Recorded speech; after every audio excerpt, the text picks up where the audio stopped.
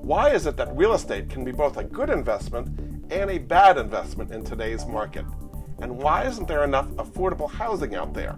If you're thinking of investing in real estate today, either by buying a home or apartment or investing in some kind of real estate investment, it's important to understand the crosscurrents affecting today's real estate markets.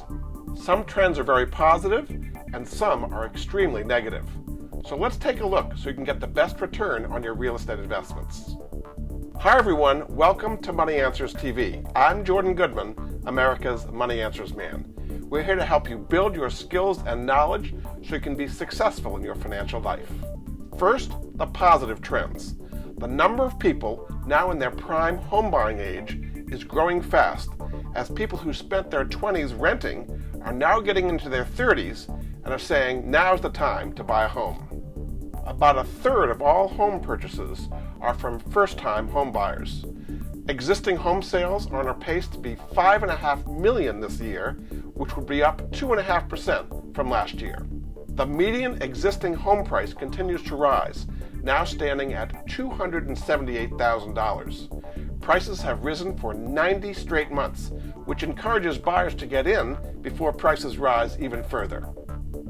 Mortgage rates have fallen to incredibly low levels, with 30-year fixed-rate mortgages now about 3.5% and 15-year mortgages near 3%. On the negative side, the affordability of buying a home has declined because prices have risen so much. The National Association of Realtors Affordability Index has fallen from 200 in 2012 to 140 now, meaning a lot of people are priced out of the home market.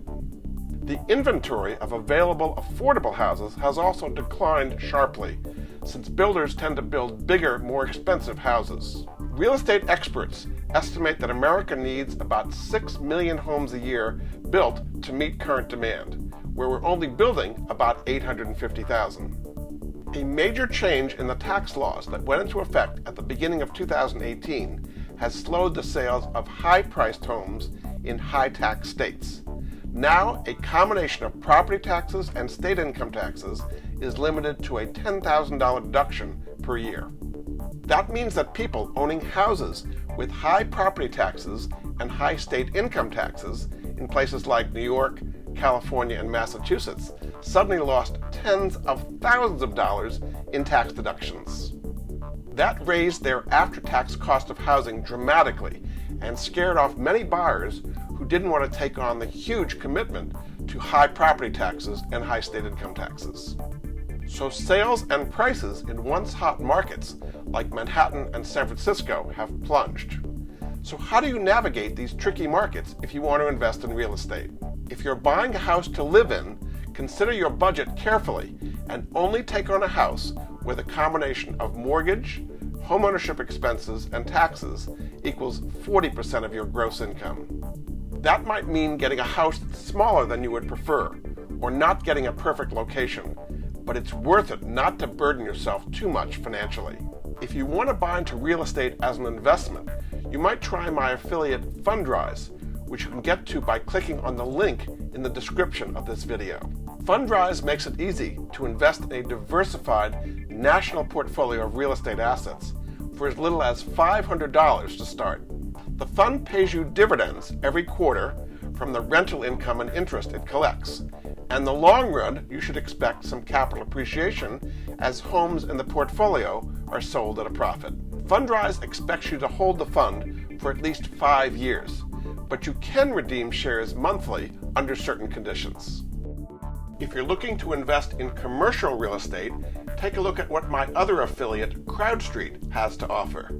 You can invest directly in individual properties such as hotels, office buildings, apartment buildings, and self-storage units. The minimum to invest is $10,000, and they expect you to hold for 2 to 7 years.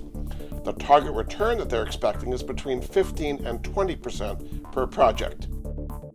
Or CrowdStreet offers a diversified fund that invests in many types of commercial properties all over the country of different property types. The minimum is also $10,000, and they expect you to hold the fund for between 5 and 10 years. These funds' total target returns are between 16 and 18%, and they also pay a cash yield of about 5%. You can find out more about CrowdStreet by clicking on the link in the description of this video. A third way to invest in real estate is through publicly traded real estate investment trusts, also known as REITs. Watch the Money Answers Minute about REITs, which goes into them in much more detail, by clicking on the end card at the end of this video. Investing in today's real estate market can be quite rewarding, but tricky. Pay attention to the trends I've talked about in this video, and you should be quite successful at it.